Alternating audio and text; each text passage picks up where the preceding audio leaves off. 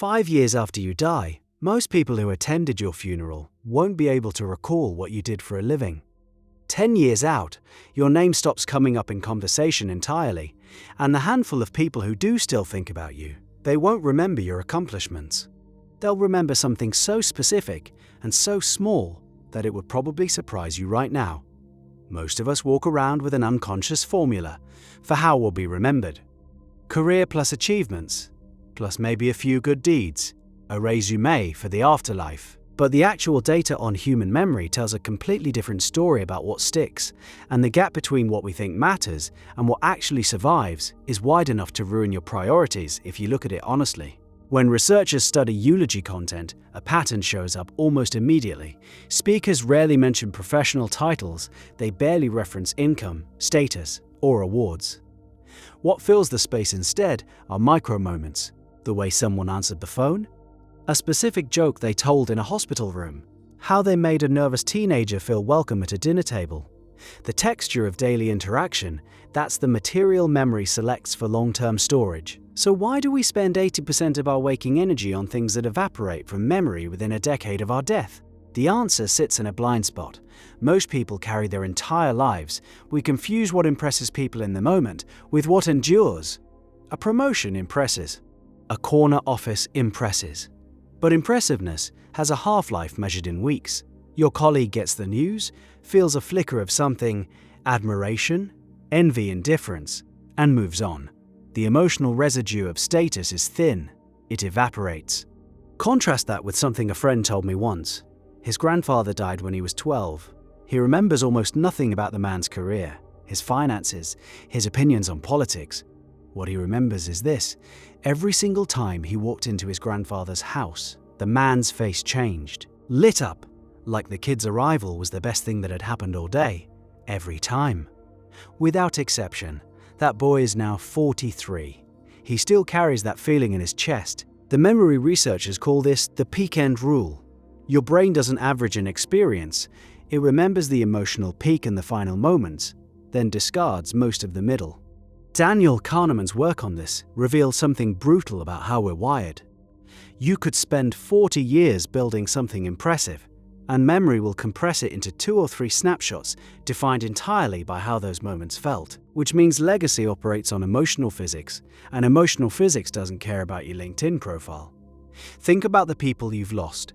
Close your eyes for a second and let someone come to mind.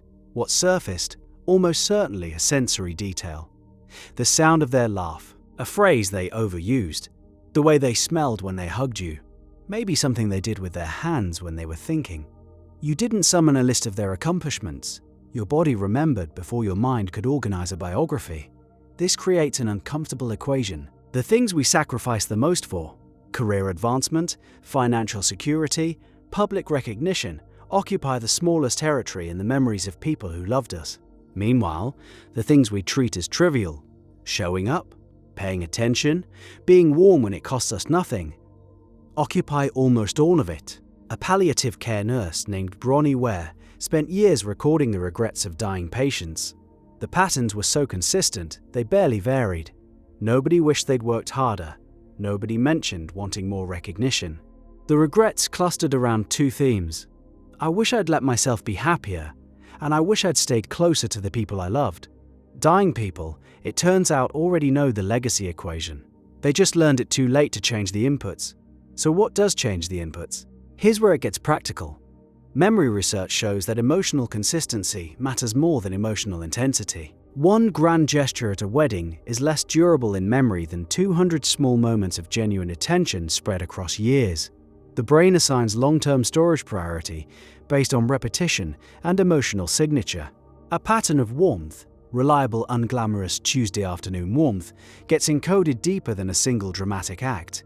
This is why some people die and hundreds show up to their funeral, even though they never did anything noteworthy by society standards. They were consistent.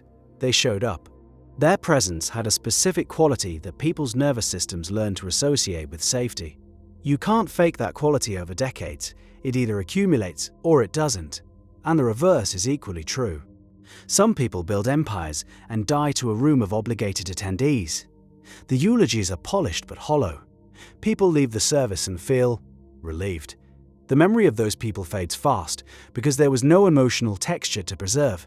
Status without warmth is a building with no foundation. It looks solid from the outside. It leaves nothing behind. The part that should keep you up at night is how invisible this process is while you're alive. Nobody tells you in real time what they're encoding. Your kids won't say, "Dad, the way you just put your phone down when I started talking, that's going into long-term storage." Your friend won't announce, "The fact that you drove 40 minutes to sit with me when my dog died, that's the moment I'll describe at your funeral." These deposits happen silently.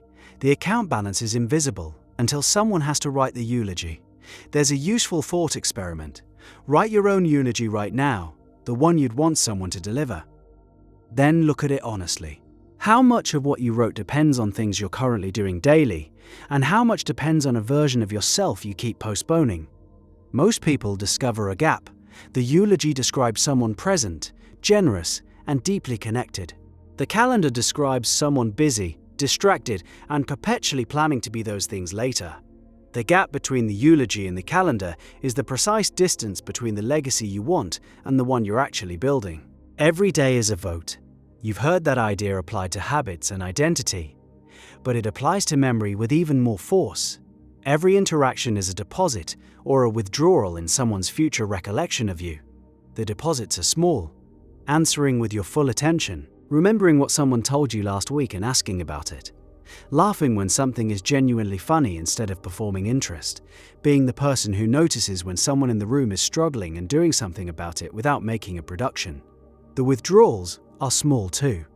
Checking your phone mid-conversation. Making someone feel like they're on your schedule. Competing when someone needs you to just listen. These don't register as significant in the moment. They're background noise, but background noise over years becomes the signal.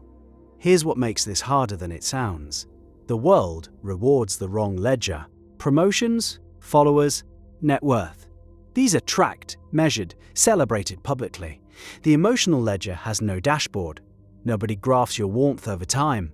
No quarterly report measures how safe people feel around you. The metrics that define legacy are invisible to every system except human memory, and human memory doesn't report its findings until it's too late to edit the data. Some people figure this out after a health scare, a diagnosis, a loss that strips the varnish off everything and shows the bare wood underneath. They come back from that experience and quietly rearrange their priorities. They stop chasing the things that look good from the outside and start investing in the things that feel good from the inside of a relationship. But you don't need a near-death experience to do the math. The equation is already in front of you. The people who linger longest in human memory share a strange trait. They were rarely the most successful person in the room. They were the one who made the room feel different when they walked in. Something shifted in the air. Conversations got easier. Laughter came quicker. People stood a little straighter, felt a little braver, breathed a little deeper. That presence, whatever you want to call it, can't be performed. It accumulates from thousands of micro-choices made when nobody was keeping score. Every time you chose patience over efficiency, every time you chose presence over productivity. And the brutal, beautiful truth underneath all of this is that you're already writing someone's memory of you. Right now, today, in the tone of the last text you sent, in whether you looked up from your screen when someone walked into the room, in the quality of your attention during the most ordinary moments of an ordinary week. The legacy equation has no variable for fame, no coefficient for wealth. The only input that compounds is how you made people feel, repeated across enough days that it became the wallpaper of their experience of you. That 12-year-old boy remembers one thing about his grandfather, a face that lit up.